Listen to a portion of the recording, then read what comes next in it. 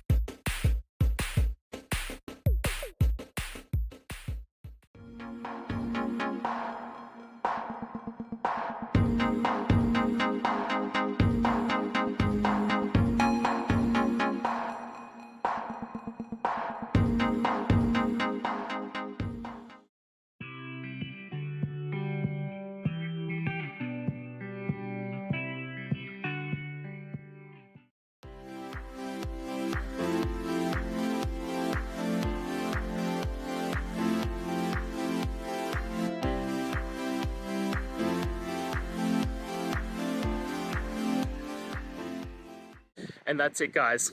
I hope we've gone through the question and found that solution you're looking for. And look, if we did, please hit subscribe. I'd really appreciate it. And until the next time you need technical help, I hope you have a good one. Cheers.